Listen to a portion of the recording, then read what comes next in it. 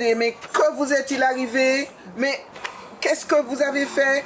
De quoi avez-vous l'air, les enfants? Ben, papy nous a dit de le suivre le long de la berge, mais on s'est dit que ce serait plus rapide par la rivière. En fait, on s'est perdu. En fait, après, on a entendu les appels de papy. Quand il nous a retrouvés, il nous a dit de filer à la maison quand il a vu notre état. Évidemment. Mais dites-moi, les enfants, quand apprendrez-vous à obéir? Papy avait besoin de votre aide pour amener 2-3 canettes. Nous n'avons que ça.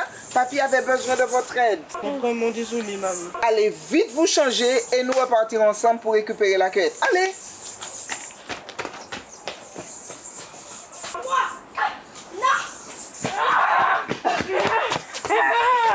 Ça va, maman, à votre. Tu m'avais tombé. Yes. Bon, allons-y. Sur le parcours, nous allons jouer un peu, hein, comme ça va nous paraître moins long. Alors, le quénétier, vous savez, c'est l'arbre le plus imposant du jardin. Donc, il se voit de très loin. Alors, le jeu consiste à observer et le premier qui apercevra le quénétier dira « c'est gagné ». Et ensuite, on ira dans sa direction sans jamais changer. OK? Ok. On y va. Super, c'est trop bien. Et mamie, est-ce que les quénettes sont bonnes pour la santé? Alors, les quénettes, c'est un petit fruit.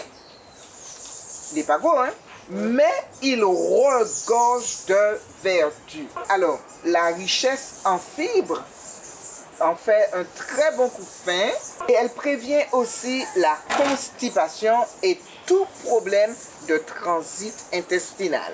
Alors, le calcium contenu dans la quénette aide à la bonne santé des os et des dents. Cependant, il faut manger la quénette délicatement parce qu'il y a une graine avec laquelle on peut s'étouffer. Et il est déconseillé de donner la quénette aux tout petits sans surveillance. Et d'ailleurs, on conseille aux parents d'écraser la graine avant de la donner aux enfants. Même de votre âge d'ailleurs. Ah non, mamie, nous sommes quand même grands. Quand je vois l'état dans lequel vous étiez tout à l'heure, permettez-moi d'en douter, hein? Mamie, tu... C'est gagné! Là, j'aperçois le quénétier et pas toi. Aïe. Tu as raison, mamie. Il semble bien indiquer la direction à suivre. À quoi cela vous fait penser quand vous voyez le quénétier? Un panneau indicateur. Quelle autre comparaison peut-on faire? Pas de réponse? Eh bien, ce quénétier me fait penser à Jésus. Lui aussi indiquait la bonne voie quand il avait votre âge. Et mamie, dans la Bible, il n'y a pas beaucoup d'histoires où Jésus était enfant comme nous. C'est vrai.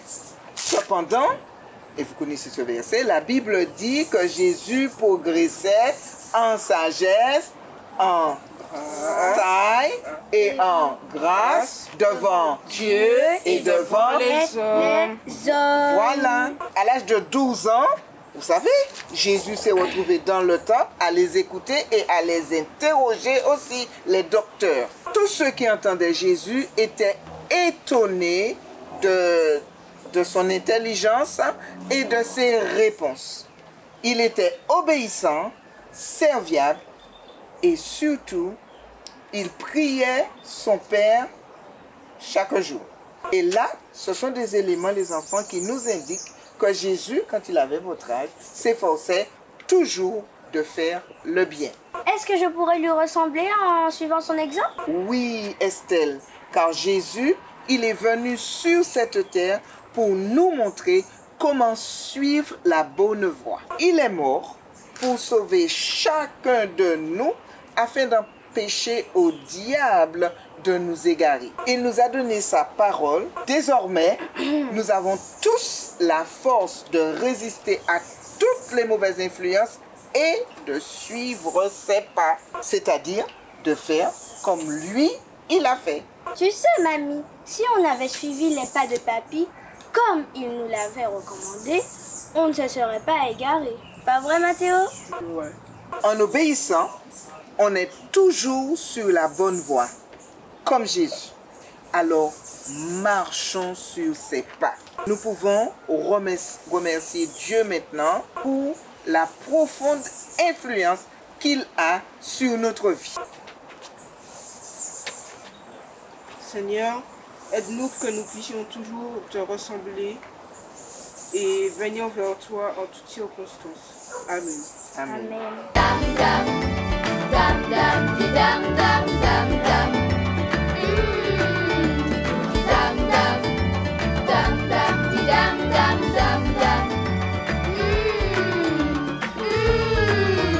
Seigneur, tu m'as donné tant de choses, le ciel, la terre avec la nature grandiose. Une maison nous habite et me repose, des jouets de jeux qui rendent ma vie moins morose.